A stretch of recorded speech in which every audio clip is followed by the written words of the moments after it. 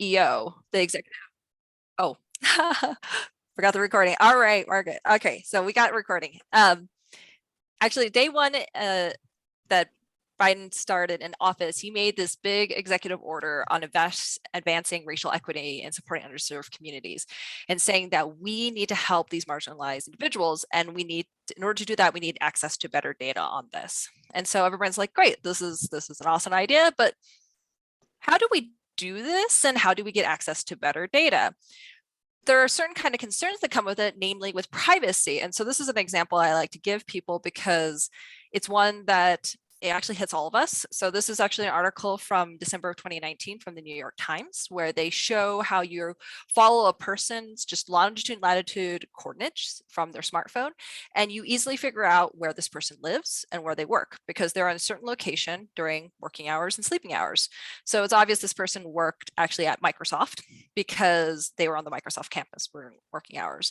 Now they tracked this one person for a little bit in the data and realized that this person kind of deviated from the routine because they kind of got a sense of like where they like to grocery shop, where they work, so on and so forth. And the person shifted their schedule to go to the Amazon campus for one afternoon and then came back to the Microsoft campus until all of a sudden regularly going to the Amazon campus. And with just that information, they were able to identify the person as Ben Broly, and the new Amazon Air at the time. Okay, I don't know where he is at right now, but at the time of this article, he was the new Amazon Air engineer. And so some people might think, okay, wait, that is way too creepy. We should not have access to this data. You could figure this person out. But remember what I said earlier, which is the data only had latitude and longitude lines, coordinates. They didn't have any other information. You didn't know the gender of this person, ethnicity, or anything else. There's just so much like auxiliary information out there that we can figure out who these individuals are. Now, then your follow-up question is, okay, so why do we have access to today? Obviously, smartphone data is way too sensitive. We shouldn't use it. Well, this information is actually used by FEMA to do emergency evacuations, trying to figure out the patterns that people might move around the city in order to evacuate from hurricanes or forest fires, which we had quite a few of those the last couple of years.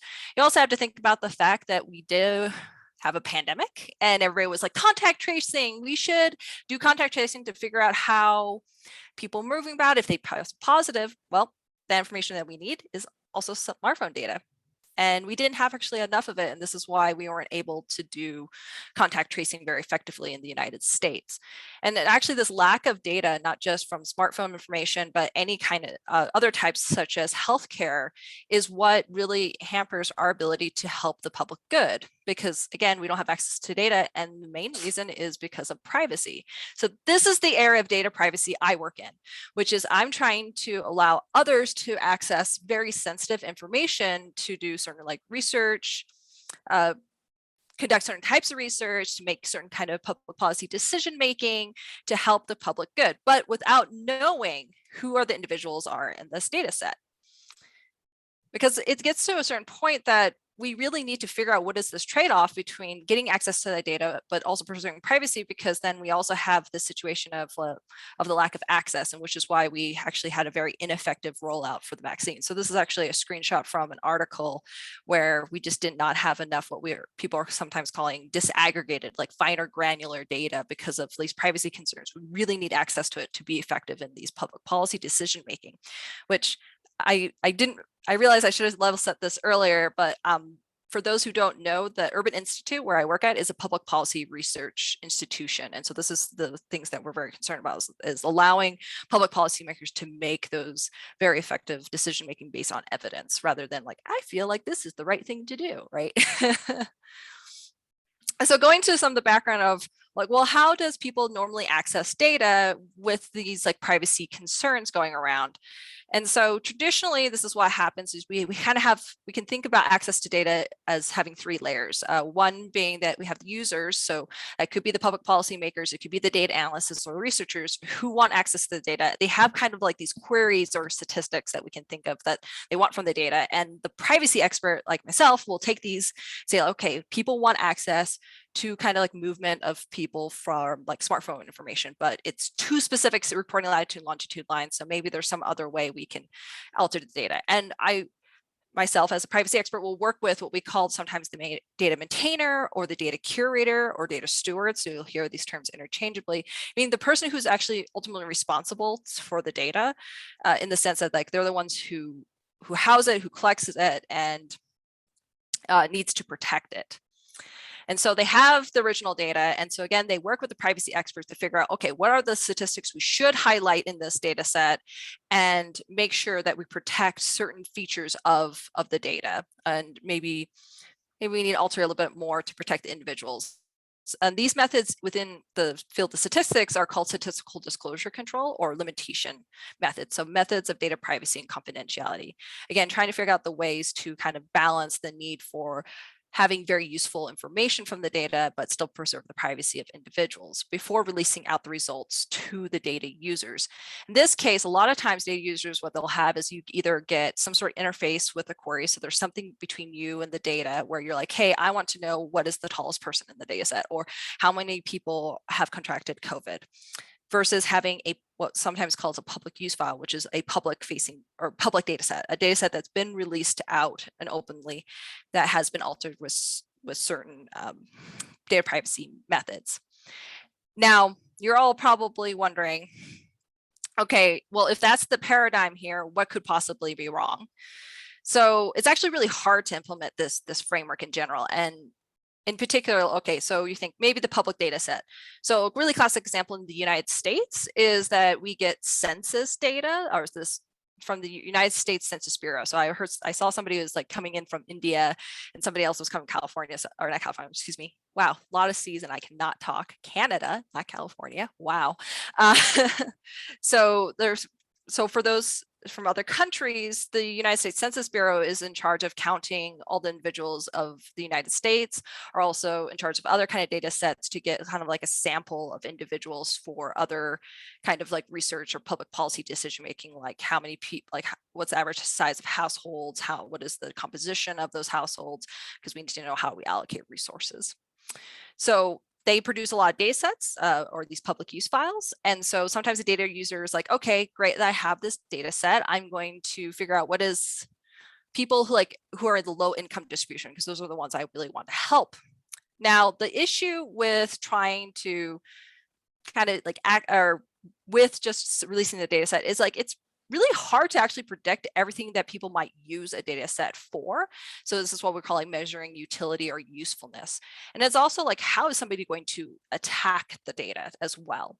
So backing up to the utility or the usefulness part of the data, I'm going to use the Census Bureau as an example. So in 2020, we had what we call our decennial census, which so every 10 years, the United States Census Bureau tries to count how many people are in the entire country and in which states, in which county, at which certain like down to like smaller and smaller geographies. And this becomes very important because this makes the decisions of how to allocate our budget every year on allocating those kind of resources. And so even though the goal is like allocating budget, figuring out how many people should be in Congress by each of the states, how do we draw voting lines when we do elections, those are like the big things we use the 2020 census or any decennial census. People use the data set for a lot of other things. Like I found out in the state of Ohio, there are counties there that use that data to figure out how many restaurant permits they should allocate. So obviously, when the people who are altering the data set for privacy concerns, they're not thinking about like, oh, somebody would want really accurate counts for like how many restaurant permits that they should allocate. So again, it's really hard to predict the thousands or even millions of different ways that people might use a data set. And so that becomes a problem. Also, when going into the disclosure risk or the privacy risks, you're trying to predict exactly how somebody might attack the data. So are they trying to find one person or a group of people? Do they have another data set that they are going to try to link with that, with the data set they're attacking? So a really simple example is that when Netflix did their Netflix files, I don't know if you guys know this, this was back in 2008 to 2009, Netflix was going to give $1 million, which they did give. I shouldn't say might. They actually did give $1 million to see if anybody could improve the recommendation system. And so they released a data set which removed identifiers. It was just people's ratings. Well, another research group decided to link it with IMDb, and was able to identify people in the data set. So like that's a way somebody could attack the data. And so predicting that is very hard as well. So those are kind of the issues with this kind of framework. Well, then somebody might think, okay, Claire, you talked about having an interface. That sounded really great. There is some barrier between you and the data where you can just ask, hey, what is the average income, for instance? And so instead of getting the exact answer, which might be in this case like $45,000, it is instead 50,000. So it's like been jittered or altered slightly. So it's not exact. So it's a little harder to figure out who is in that data set. So you think, man, this is awesome. Why don't we do this? Well, one is like, how much noise should you add? Is adding 5,000 too much? Maybe you could still get the same level of privacy protection if you just added like 1,000 or 2,000, or maybe it's not enough because maybe somebody has that extra data set. So again, it's still, this data set is still could be affected by an attack. So like what other information does somebody have? Also, like how do you limit the number of queries or kind of questions people might submit? Because people are smart and they'll find like workarounds. So let's just say that we didn't program in this interface that somebody says, okay, after finding what the average income is, let's see how much does Claire's income deviate from the average? So then in 2 questions, my privacy has already been violated. So then now you're wondering, okay, all these different scenarios, this is really interesting, but then how do we tackle or fight this? Because now you just kind of painted a picture that's like very doom and gloom. Well, these problems have existed since the 70s and 80s, this research area. And so we've developed actually a lot of techniques to protect data. Oh, actually, I'm going to pause here for one moment. Is there any questions? Did I go through that part too quickly, or does that make sense to people? It's okay if not. All right, I'll keep going on, but if you have any questions, please feel free to stop me. So again, in my big fan of like no math equations, I'm actually going to use a picture to help explain privacy techniques to kind of handle these issues of like, how do you ensure privacy while still preserving some utility? So here's a very famous Seurat painting that depicts these, like the pointillism painting, excuse me, it's a pointillism painting of like figures in a park. So imagine this is the data set, and we want to see that it's still people in a park, right? Because that's the utility, the usefulness of the data. And so we could just remove a few people. We still can tell it's people in a park, but there's just less people. And so the reason I'm saying there's less people is that we used a technique called suppression. It's a very easy method that you could do in data privacy and confidentiality, which is you just remove people who are just like a little too unique. They're too identifiable. So as a quick example, using myself, I'm Asian American and I grew up in a town, very small town in Idaho. For those who are not familiar with this state, it is a very rural area of the United States that is predominantly white. So I stick out like a sore thumb in that kind of demographic information. So you might want to suppress my information because it's very easy to figure out that I'm the only Asian American who went to this one high school at the time. So that's a technique, is just removing that person from the data. Another one is generalization. So this is where instead of having very like detailed information about like maybe subgroups, like as an example, education data. So instead of saying somebody went to high school or had some high school GED, completed high school, some college, associate, bachelor's, master's, MPA, like so on and so forth. There's like a fine grained like range of like education levels that somebody could have attained. You could generalize it saying high school equivalent, bachelor's equivalent, graduate degree, and that's it. And that's generalization because you're grouping that information to a higher level or a general level. So generalization or categorization. So it's again, less identifiable. So in this case, for the Seurat painting, we picked one color of green, one color of blue, one color of orange, and so on and so forth. You still can tell it's figures in a park. You can tell that those are trees, that is a lake, but it kind of looks a little wonky now because of the stark contrast of just picking that one color. Another method is sampling. And so, it's a little hard to tell here, but basically you're just, instead of like getting the full population of people, you're taking a subsample or sampling that population for your data set. And so you can imagine that if somebody were to say, looked at that public file and says like, hey, that record looks just like you. I like how I'm pointing because no one can see me pointing. That looks just like you. I bet that's you. You could say like, no, this is a sample file that looks like me, but that's not really me, because there could be lots of, let's say, Asian Americans who work at this. In this case, there are a lot of Asian Americans who work at Urban Institute, let's say, and it's just a subsample of that data set. So this kind of creates this idea of like plausible deniability, that like that person may look like me, but that's not me. So in this case here, I decided to take a sample of the pixels of the Seurat painting where it's actually at a 70%. So that's why I have a zoomed in image where some of the pixels have been sampled out.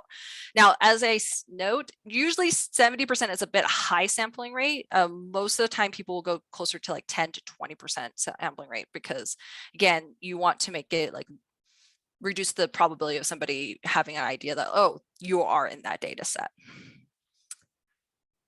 Oh, I put that, why is that noise infusion? That should, oh, there you go. So this is actually I need to change that title right there. This is actually rounding, not noise infusion. So apologies for the typo right there.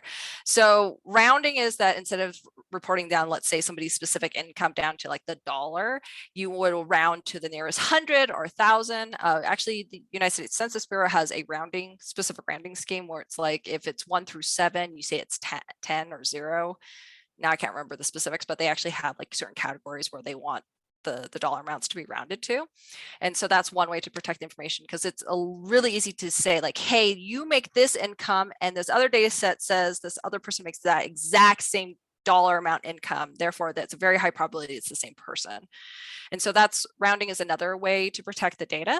And so in this case, for the painting, kind of like smooth things out. So again, you can tell it's figures apart, but it's a little harder to tell like exactly which figure it is. And then finally, noise infusion, which is now this is the correct title, which is adding random values to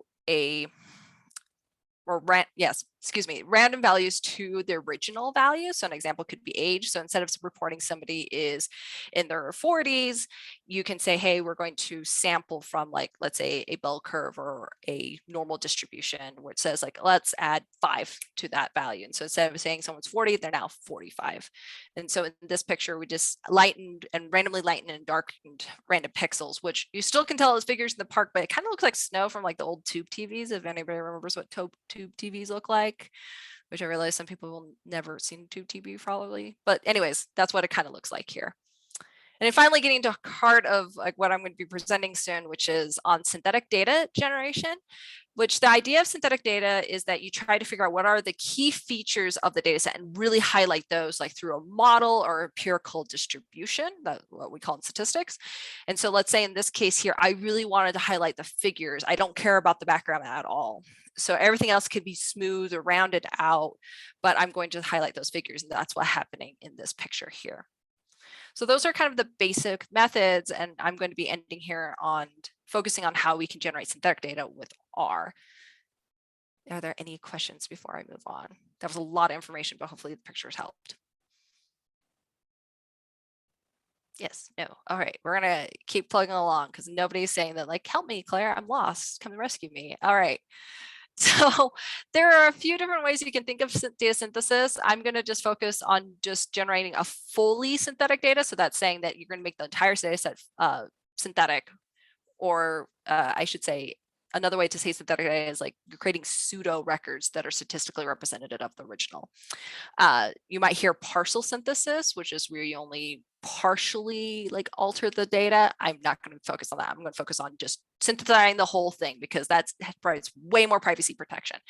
And so in general, you can do it in 2 ways. I mentioned you could do it like kind of a model-based approach or a non-model-based approach. So in statistics, we call this a non-parametric approach, which is not a model-based. So again, being a big fan of pictures here, imagine our data set is looking at the number of individuals with certain incomes.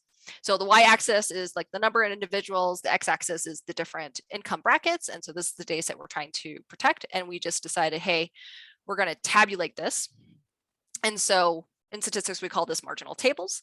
And so a very basic synthetic data approach to to generate like a fake data set, again, synthetic data, is to do random sampling here. So just looking at the proportion of individuals at each of those income brackets and then sampling from there. And so we can use that random sampling scheme. And so you can kind of like, it gets a little bit altered, you get really close. But again, if we look at this, it's been altered a little bit. Now, the other part is the model-based approach I said, or we call it parametric data synthesis, where we identify a distribution for the data set or a specific kind of model, and then we can generate data from there. So again, big fan of pictures. So the y-axis is the number of individuals and the x-axis is like the bins of people, but this time it's like their height. And it looks kind of like a normal distribution or a generally bell curve. So in this case here, I was like, okay, I will identify this distribution. It's probability distribution of being a Gaussian or normal distribution. And for those who don't know, for the normal and Gaussian distributions, the only information you need is to know what is the mean and the standard deviation. So as long as we can calculate the mean height here or the standard deviation of that, then we can make draws from that distribution to generate our synthetic data. And so that's what we do here, is that once we identify those two pieces of information, we can make our synthetic data. And now there's other ways you can also generate synthetic data through a model, but this is one of them. And so finally, we're going to go into R. This is why I'm going to pause and say, is there any questions? Oop. Actually, I have a question, Claire. Oh, sorry. Yes. Go ahead. Somebody else was going to talk. Yeah, I was just asking whether the previous one, the non-parametric one that you showed, was probability proportional to size kind of sampling, PPS? Oh, that's a great question. So your question about whether or not it's disproportionate to the total size. In this case, I think when I generate this, it's yes.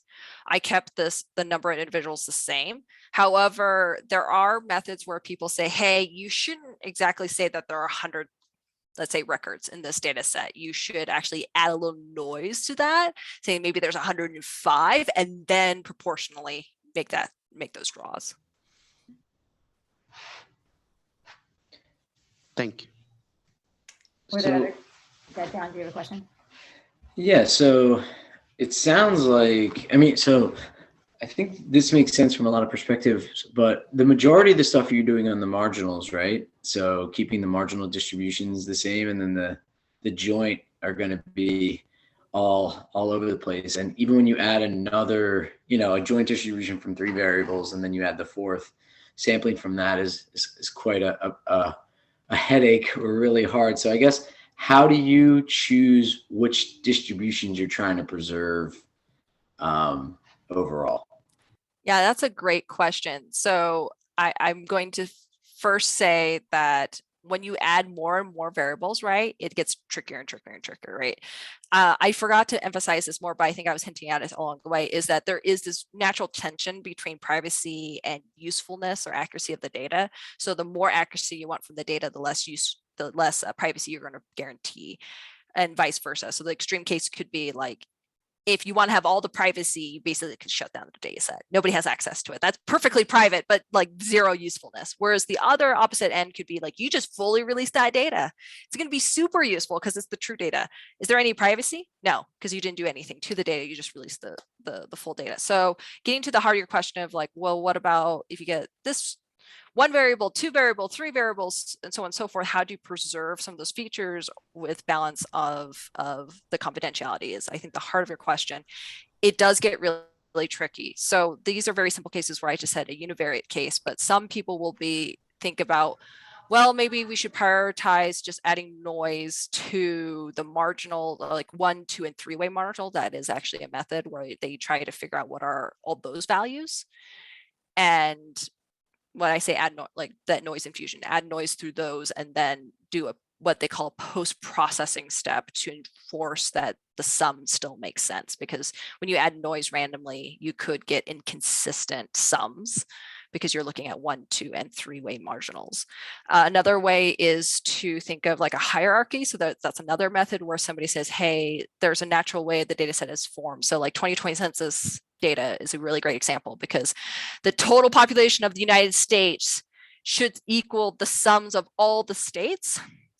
which each state should have the same total as all the counties, which goes down to, for those who don't know, the next level is census tracts. From there, it's block groups, blocks, so on and so forth. So like there's actually a natural hierarchy because of geography. So some people think, okay, maybe the way to preserve these correlations is that we go drill down at certain levels, add noise down at those levels and sum them back up, but do some sort of reinforcement as you go along.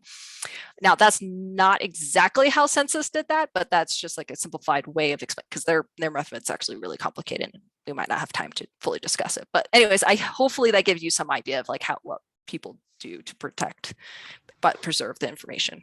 Yeah, no, I've seen it in like kind of like some AI frameworks. I just didn't know in a statistical framework if there were any tricks in the multidimensional bag that I might not know about.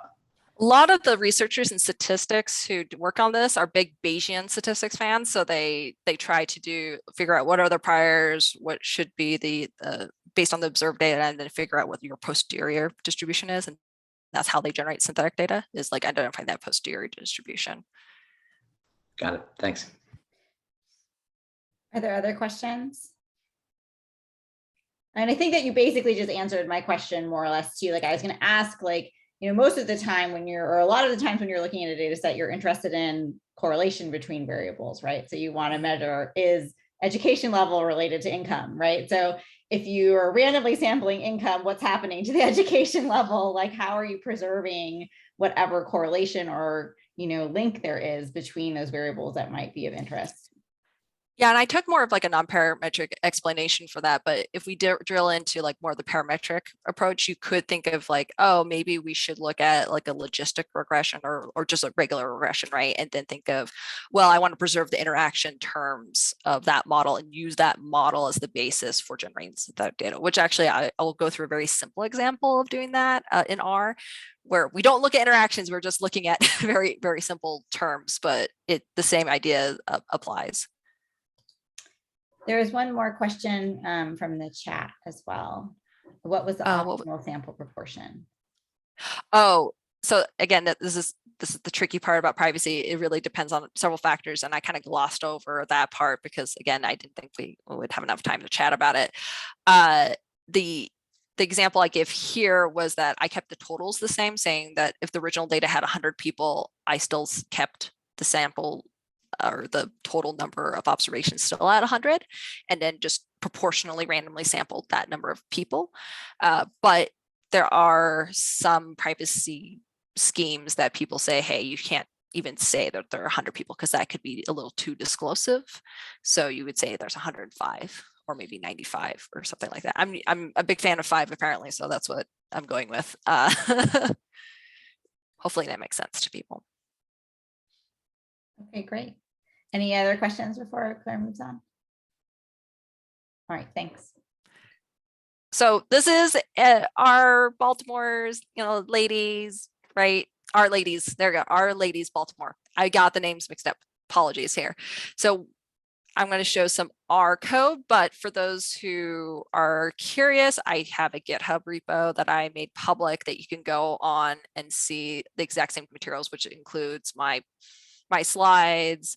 I made like a Word doc, or I guess it's PDF of the information I'm covering and this R code. So again, that way you can, if you are like, oh no, Claire, you were going way too fast, or I can't copy that code, that's fine. You don't have to copy it because it is available on GitHub. Except for I realize that the view here is a little, how do I increase size again? I always forget. Can I just do control? Nope. Oh, it's control plus. Control plus. Can you see that now? Is that good? I see a nod. Okay. So the R code I'm using is, I'm just going to be importing from the tidyverse here.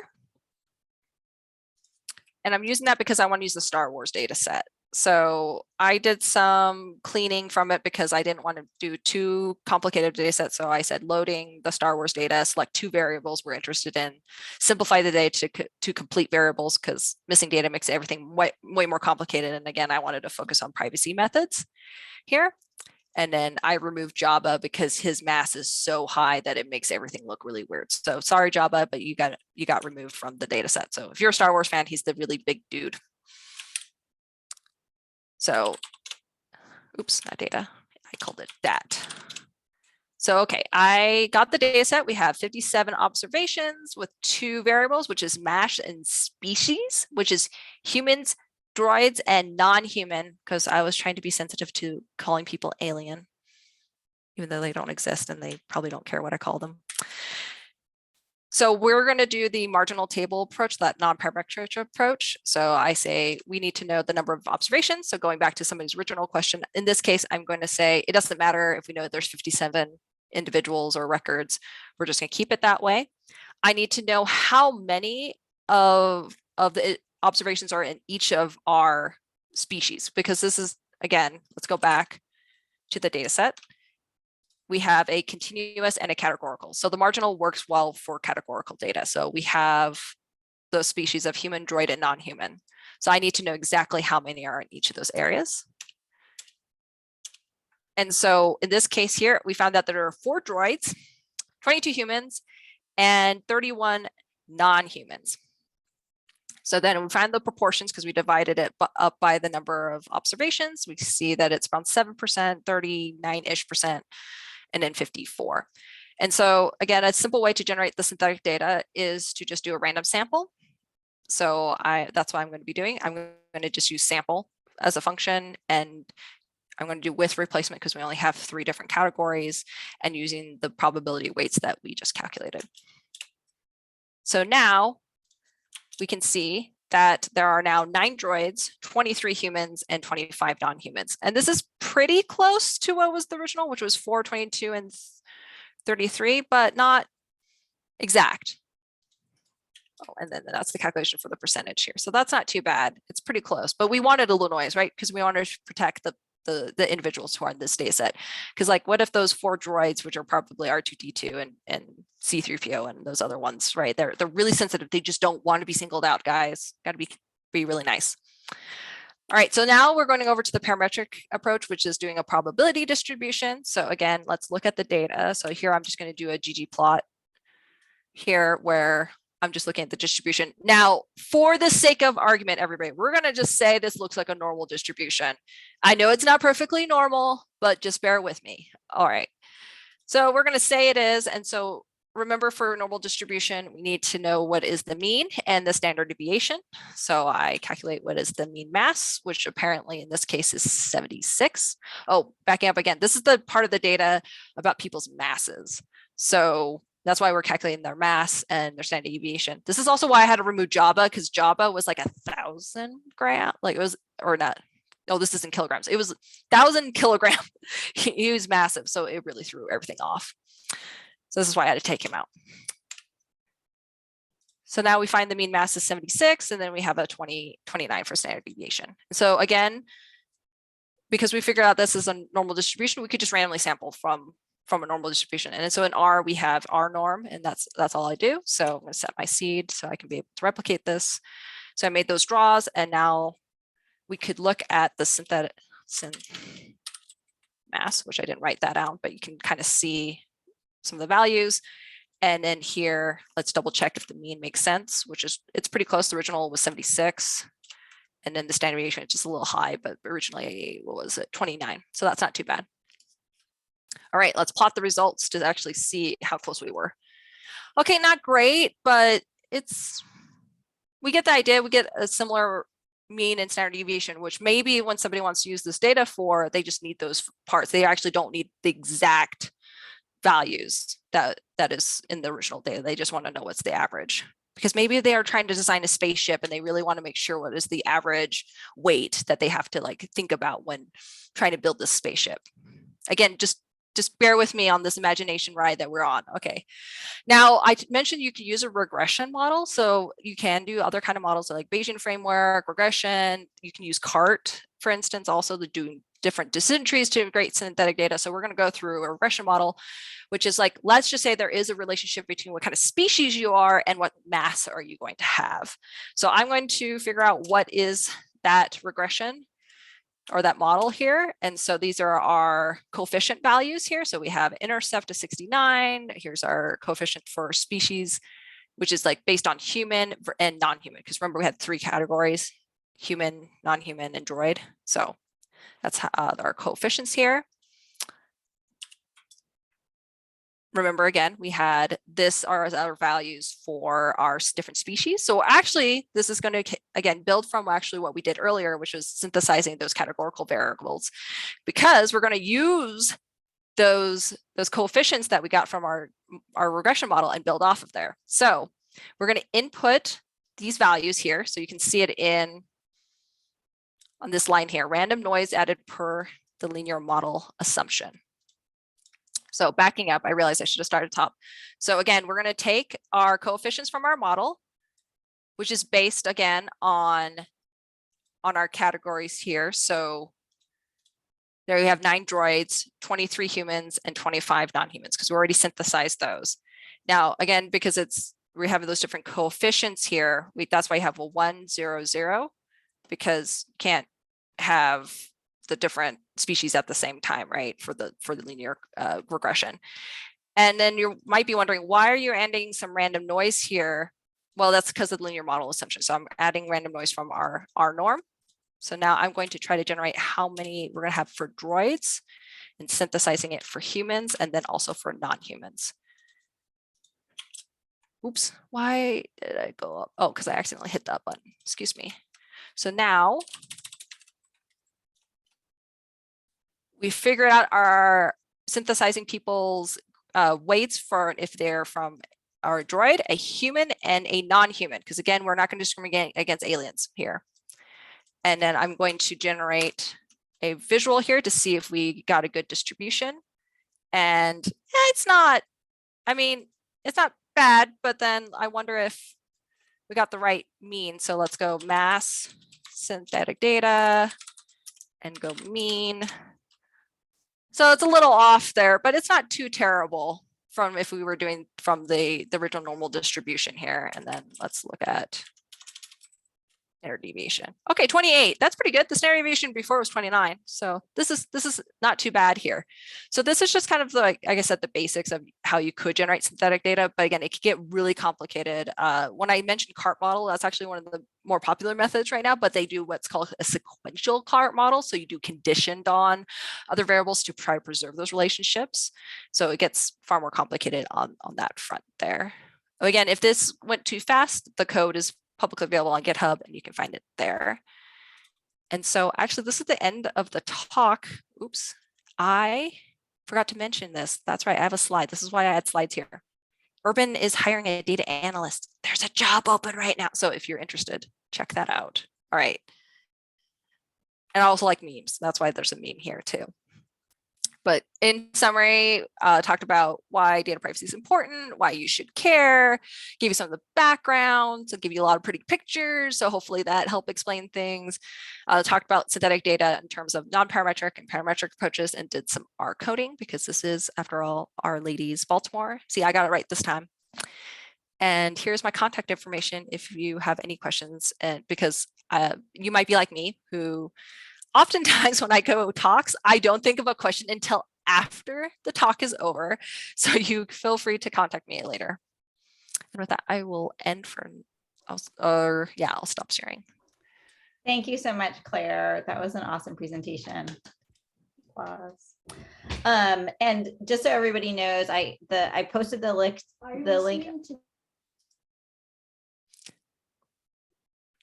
There's a kiddo. Sorry. Zoom at home. So I posted the link to the GitHub repo. It has her slides and it has the code. So I put that in the chat. It's also on the meetup page for today's meeting. So if once we're done and you want to go back and you don't have the chat anymore, you can find the link to the GitHub repo there. Let's see, what else was I going to say? I guess there were a couple more questions in the chat as we were going through the R code. So John, I don't know if you want to discuss further a couple of your comments. Yeah, Thanks for the talk. I really enjoyed it. It's a good data set to use. I think that was pretty definitely understandable. I was trying to figure out, I was looking to figure out, so data fleets was one. We worked with a healthcare company that were trying to do something like this. So whenever you pulled data, it wouldn't even give you real data, it would just give you synth data. And they were trying, I'm sure there's some, autoencoder kind of backing that stuff up, trying to, wave away like a 50-dimensional, distribution it's trying to do stuff with. But I'm just curious because we've run into this, trying to release data, especially with collaborators or some version of the data or something.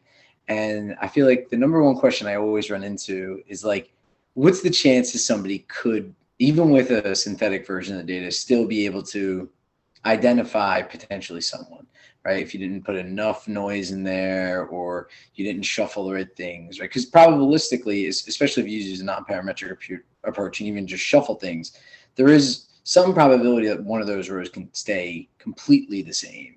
Mm-hmm. And so, I think there are checks you can put into that, but I just don't know if there's like a standard or a standard test, or not like statistical test, but like some sort of algorithm or anything like that. And that's, yeah.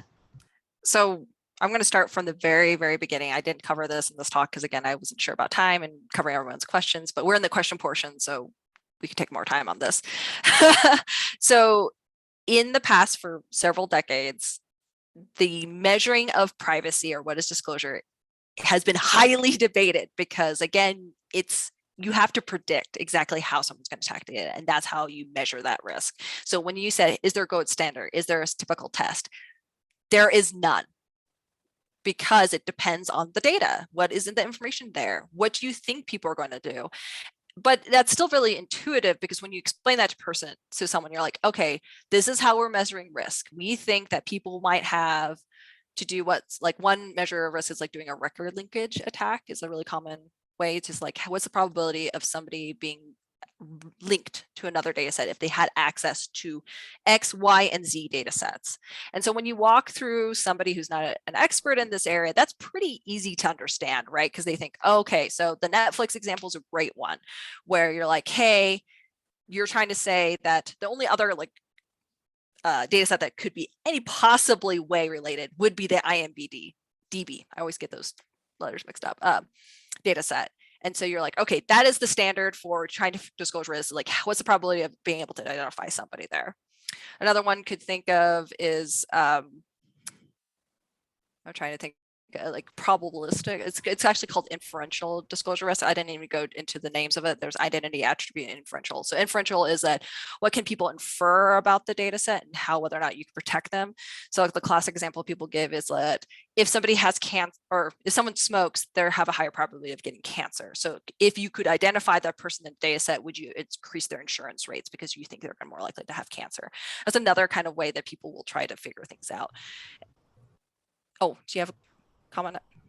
No, I think the record linkage ones is one we've thought about a lot, just because I think the way HIPAA is written, it's specifically targeted towards record linkage, at least from my perspective. And that, yes, and that's the thing we've run into time and time again with data releases. Like there's a clause in there. It's like, this data can't be identifiable, nor would extraneous information, which like infinite information could come out and then be able to link that. And so I don't know if you have any like go-to ways to assuage like collaborators to say like, look, this is the standard, and I understand it's dependent, but it definitely seems like you're running into the same problems. It's just, I guess for us, the fact that like HIPAA kind of already has that clause in there, it's like I can't compete against that.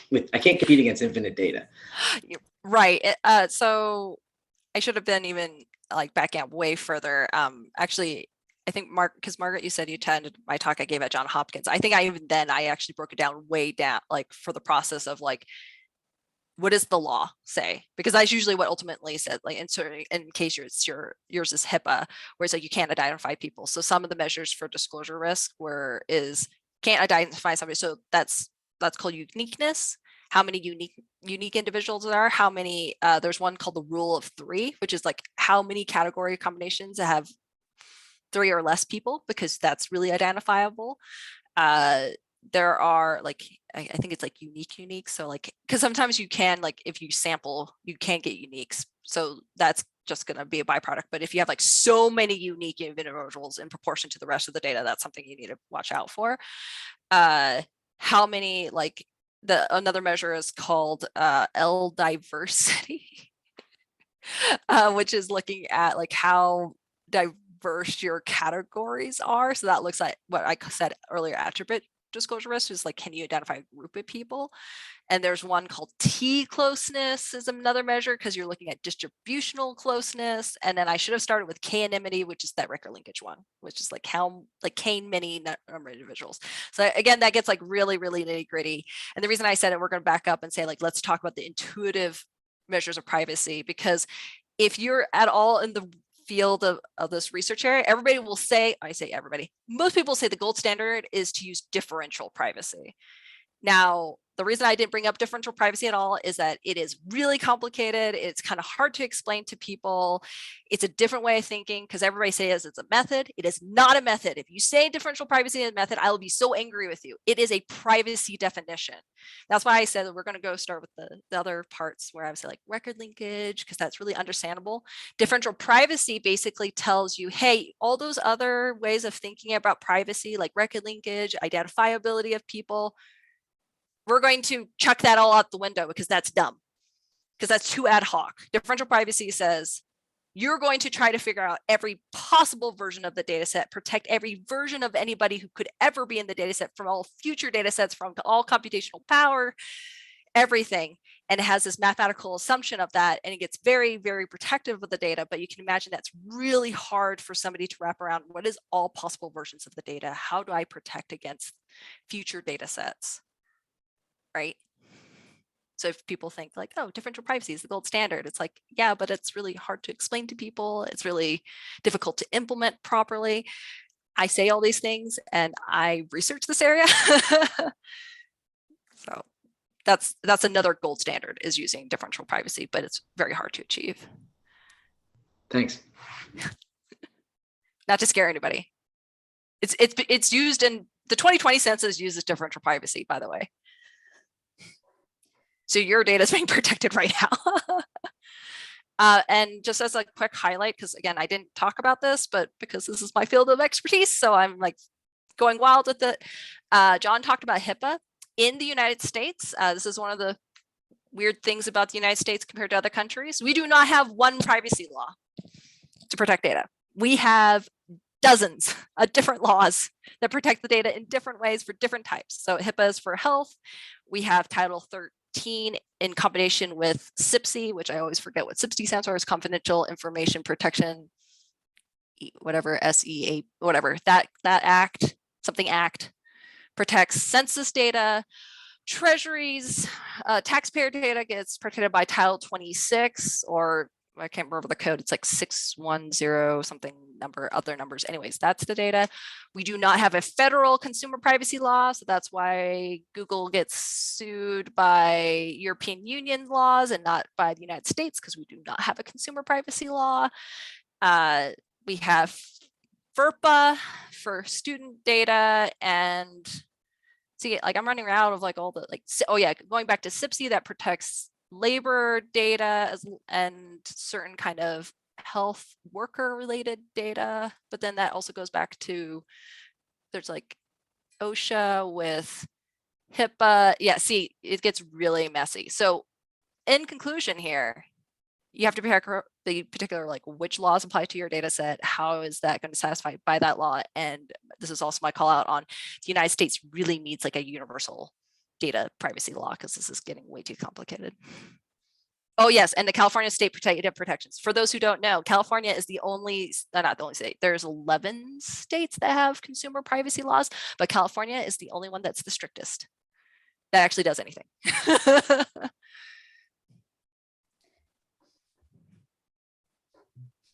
I think that Raha, your question is in some ways a little related to this too, in the sense that there's different restrictions around different types of data.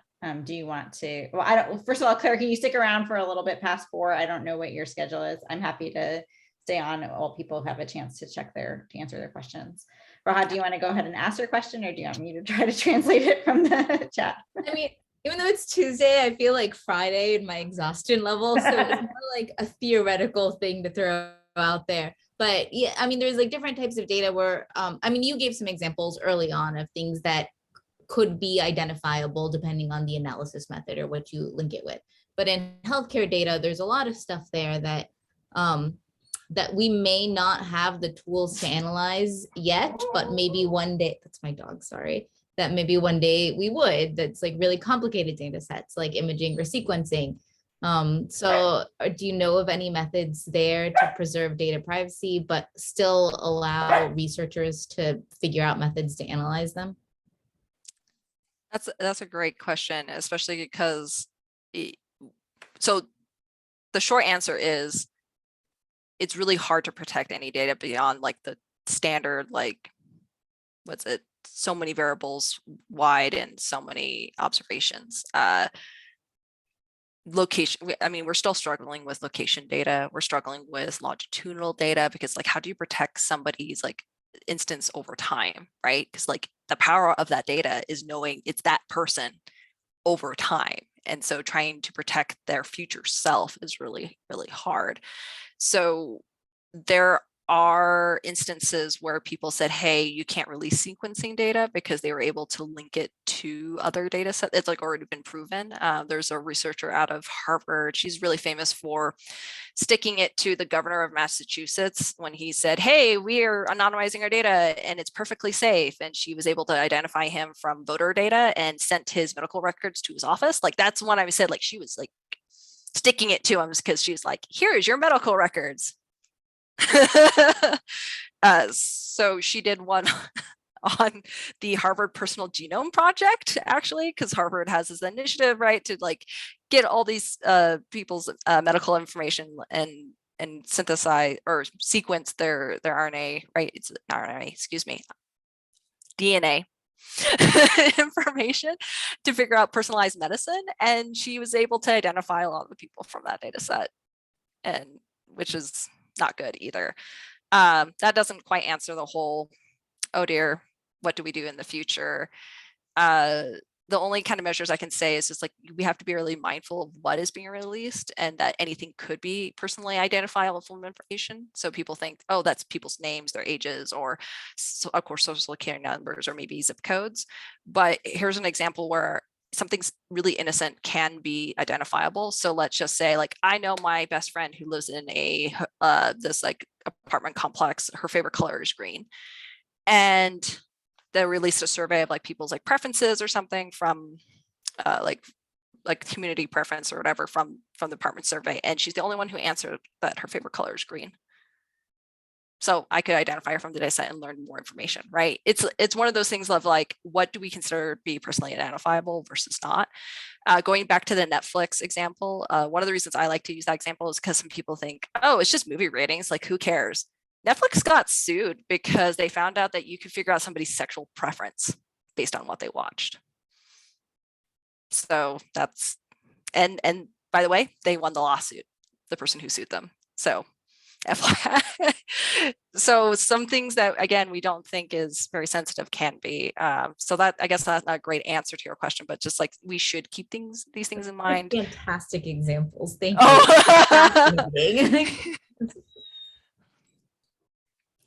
Oh. There was another question in the chat from Abhimanyu. Do you want to share your question? Or do you want me to? Yeah, so I had an idea. So in order to generate a synthetic data set, one could randomly create, missing fields and then use missing value imputation. Would it be a good idea? Or how do we evaluate the disclosure risk of synthetic data? So are there any measures, or is there any technique? So the first part of your question was just, do people like randomly take values out and then impute the backend? Yes, that actually is done. For example, one of the projects I'm on, that's the way they, or I say they, the Bureau of Economic Analysis has business data where they look through all the cells and they find, like, they do the rule of three. It's like, is there 3 OSV? They remove those values out, and they remove other things too. Cause like sometimes if you remove a value out, it's like, oh no, we created another issue, which is makes, if you take some values out, then you can still subtract the totals because there's only so many categories. And so like they end up suppressing quite a bit of the data. But then you're like, oh, there's all this holes, and we can't release data with holes in it. So then they go back and they impute, or they synthesize those values back in. So this is a technique that federal statistical agencies, is what we call them in the United States. So the Bureau of Economic Analysis is in charge of a lot of economic data in the United States. And so again, that's how they release this information. And it's in summary tables. So for those who analyze that data, they're all kind of like messy anyway. So fun stuff there. To your other question about like, how do you measure risks? It is a whole subfield of research in this area. If you really want to dig into the details of like how people measure that risk, they do sometimes take those external data sets they think somebody's going to attack and say like, what's the probability of doing the links? They sometimes do inferential, quote unquote, inferential attack, which is like they place a model on the data and see like what is the probability that you can identify somebody or a group of people. The individuals I would recommend looking into more who research this area, like one of the big researchers in statistics is Jerry Ryder from Duke University.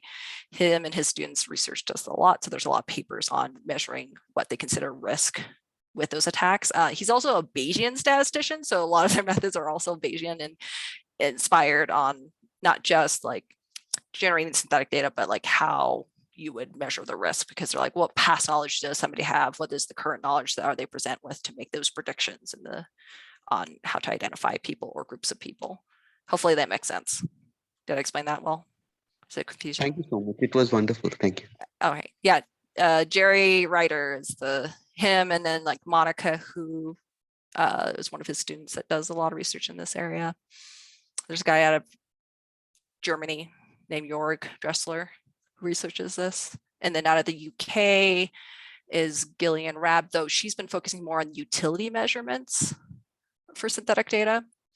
So she's on because again, there's like, it's a whole other subfield. Like, how do you properly measure usefulness of a data set when you can't predict everything that he's going to do with it? So she and a group of researchers out of the UK does that. And then there's a researcher out of Canada who's also a Bayesianist, but she looks into both risks and utility.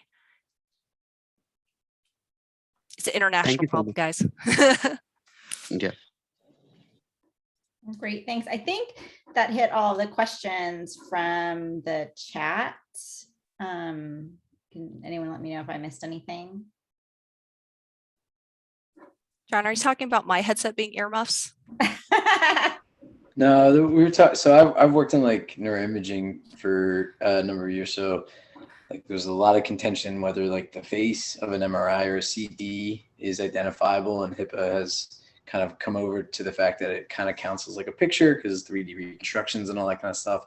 Wired came out with an article about, it's probably 5 or 6 years ago now, indicating that like your ears are probably a fully identifiable feature.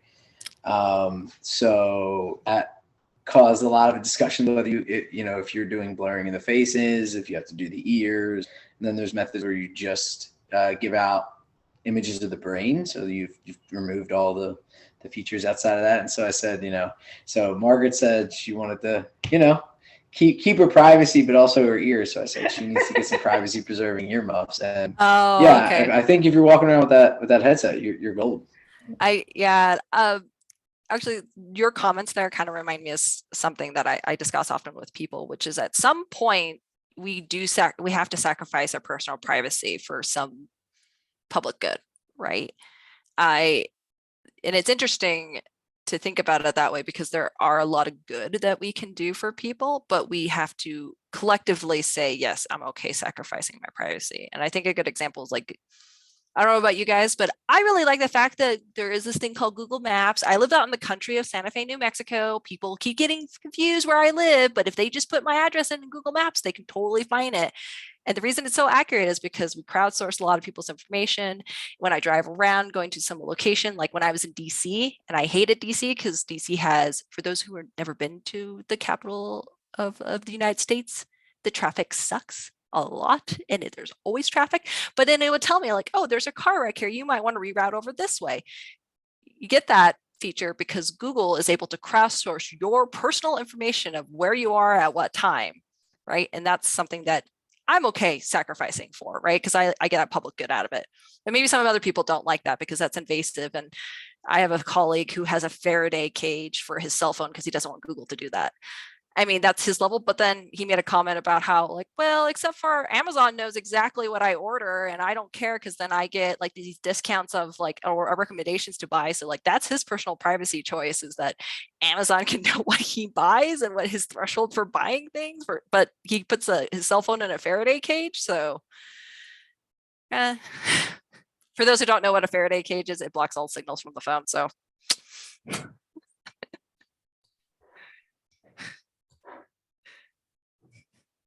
oh yeah, Lauren, I'm not quite sure if I understood your question about the type of statistician. Do you want to? Oh, okay, Bayesian. Yes. Yeah, there's sort of, this is like, yeah, something we talk about in our stat classes, this difference idea between frequentist and Bayesian statisticians, this idea of whether or not you want to use your sort of prior beliefs about something to inform your, I don't know, conclusions at the end, more or less. But yeah, I think a lot of people in my research area are Bayesianists, but I will say not all of us are. I was trained as a Bayesianist, but I am a firm believer of whatever tools work, I'm going to use it. yeah, I feel like that's sort of the trend these days in stat departments, is to sort of have this more pragmatic approach to things, that there are some places where Bayesian methods can be really useful, but sometimes the frequentist methods are good as well. And they're certainly very commonly used, and being literate in sort of frequentist style statistics and p-values and things like that is very important for understanding the literature and a lot of areas in any case. But yeah, I think I made my PhD advisor cry inside a little bit because she's very much a Bayesianist, and I was like, yeah, I'm going to use whatever, and she's like, not while you're doing your dissertation.